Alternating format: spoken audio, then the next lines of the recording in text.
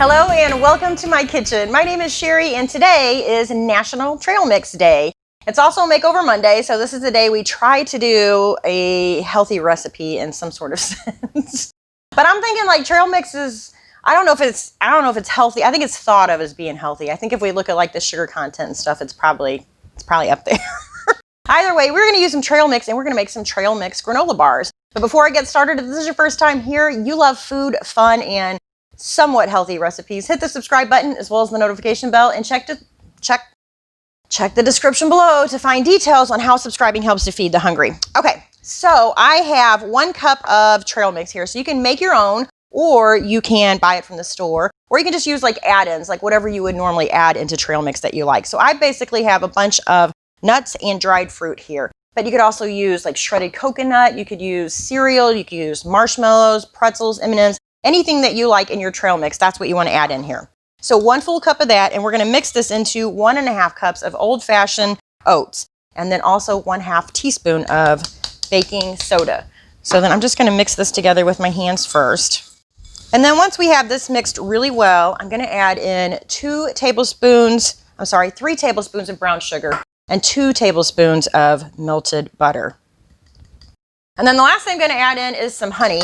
And a little trick to do this is before you measure out your honey, if you just spray your cup with a little bit of cooking spray first, it'll help the honey. This also works for like peanut butter, corn syrup, any kind of sticky stuff like that. It'll keep it from sticking so bad. And then that way your measurement is a little more accurate and it makes the cleanup a little bit easier. All right, so 1/4 cup of that. And then I'm just going to use my spatula and we're going to stir this all together. I've also got the oven preheating to 350 degrees. And we want to make sure we get this mixed really well because we don't want any big clumps of, honey in there or parts of our granola that doesn't really stick together. And I think that's good. All right, so I have my granola bar maker here from Pampered Chef. I've also got a little Pampered Chef spatula and my small stainless steel scoop. So I'm going to use my scoop and do my best to scrape it into these little, drop it into these little wells here. So if you don't have the granola bar maker, you can probably just do this in a pan, and cook the whole thing. And then when it's done, you can just slice it into bars. I think we may have more than what we need here. I'm not sure. And that's okay. If I have more than what I need, I can always throw this on a pan and just cook it off, in the oven and then break it apart into little pieces and we'll just have some granola to snack on. All right, last one here. Ooh, that one's got a lot of almonds in it. Okay, so then I'm just going to use my little spatula here and we're going to press this down into the pan. And we just kind of want to work all the little pieces in here. Just make sure that it makes a nice, neat little bar. And then once we've got it all pressed down and we make sure that everything's in there pretty compact, really nice and tight, we're going to go ahead and transfer this to the oven. And I'm going to let these bake for about 15 minutes, again at 350 degrees.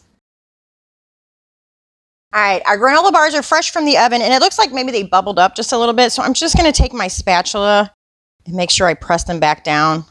Like I said, I want them to stay compact and, I want them to stick together like a granola bar. So I'm going to press this down. Now I'm going to let these sit on the counter just for about 5 minutes or so. Just let them cool off just a little bit. And then I'm going to transfer them to the freezer and we'll leave them in there just for about a half an hour. Alrighty, I think our granola bars should be just about done. I think I left them in there about 30 minutes or so, but they should be okay. I don't think they're totally frozen yet. Let's see if we can pop one of these out. Look at that. How cute is that? Looks like a real granola bar. Looks like one you bought from the store almost, huh? So cool. These look delicious.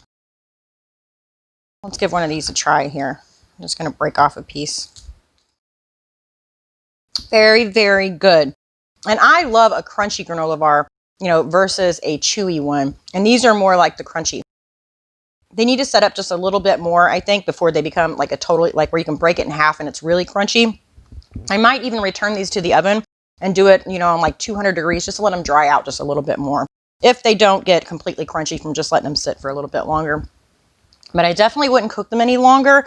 I can tell you, if you overcook these, they will take on kind of a really bitter taste, even if you just kind of overcook the edges. So be very careful cooking them. If you want them more crunchy, I would just kind of try to dry them out. You could even maybe put them in a food dehydrator, but I love them just the way they are. I wish I would have added some sunflower seeds. I love sunflower seeds. So the great thing is, though, you can add whatever you like to these. Like I said, M&M's, seeds, nuts, fruit, whatever you like. I hope you'll give them a try. And again, if you don't have the granola bar maker, you can just try to do it in a pan and then, just cut them into bars. But this thing is very, very helpful. And I love how it makes them all a uniform shape. And they look just like they came from the grocery store.